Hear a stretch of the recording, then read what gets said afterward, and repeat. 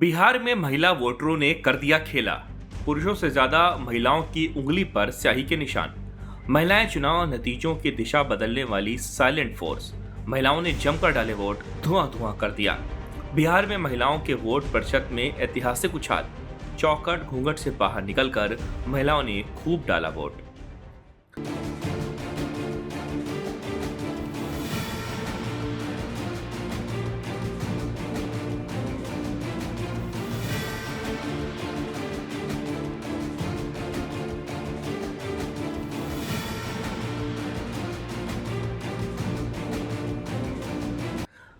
कोई डिलीवरी के बाद एम्बुलेंस से पोलिंग बूथ पहुंच गई, कोई गोद में बच्चा लेकर लाइन में खड़ी थी, कोई मायके से ससुराल जाकर वोट डाली तो कोई साइकिल से पहुंची, कोई बुर्का में, कोई घूंघट में।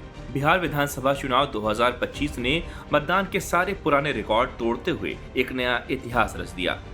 चुनाव आयोग द्वारा जारी आंकड़ों के अनुसार राज्य में कुल 66.91% यानी लगभग 67% मतदाताओं ने अपना मताधिकार का प्रयोग किया, जो बिहार के चुनावी इतिहास में अब तक का सर्वाधिक मतदान प्रतिशत है। ये बम्पर वोटिंग न केवल लोकतंत्र के प्रति जनता के उत्साह को दर्शाती है, बल्कि 14 नवंबर को आने वाले नतीजों को लेकर भी सस्पेंस बढ़ा रही है।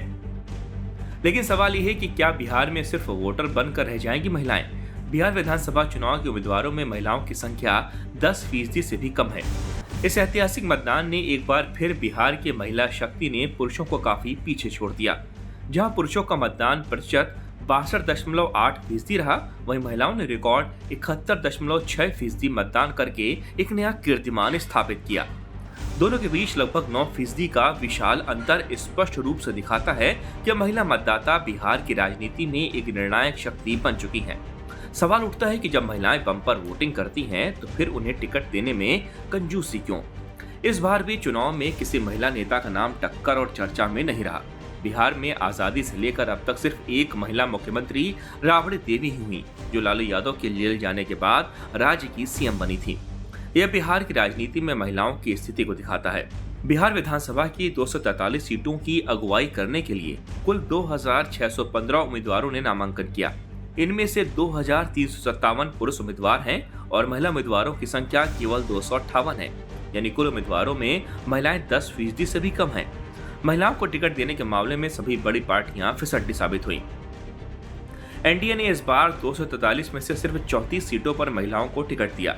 बीजेपी और जेडीयू ने 13 सीटों और चिराग पासवान की एलजेपी रामविलास ने 5 महिलाओं को टिकट दिया। एनडीए में शामिल अन्य 2 पार्टियों ने एक महिला को टिकट दिया। विपक्षी महागठबंधन की हालात इस मामले में और भी खराब हैं। उन्होंने सिर्फ 30 सीटों पर महिलाओं को उम्मीदवार बनाया।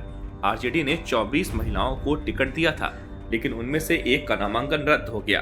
कांग्रेस ने अपने 5 महिलाओं को उम्मीदवार बनाया है। बाकी वीआईपी और सीपीआई एमएल ने एक महिला को ही टिकट दिया। महागठबंधन के कुल उम्मीदवारों में महिलाओं की हिस्सेदारी करीब 12% है।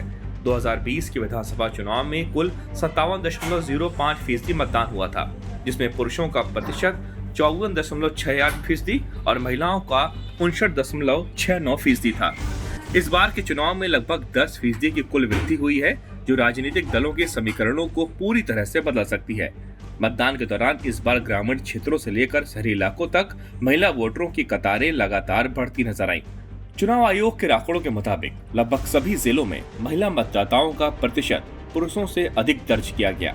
ये बदलाव सिर्फ संख्या का खेल नहीं था, ये एक मजबूत संदेश है कि महिलाएं अब सिर्फ लाभार्थी नहीं बल्कि अपने राजनीतिक प्राथमिकताओं, सुरक्षा, शिक्षा, स्वास्थ्य, रोजगार एवं सामाजिक सम्मान जैसे मुद्दों के आधार पर वोट कर रही हैं।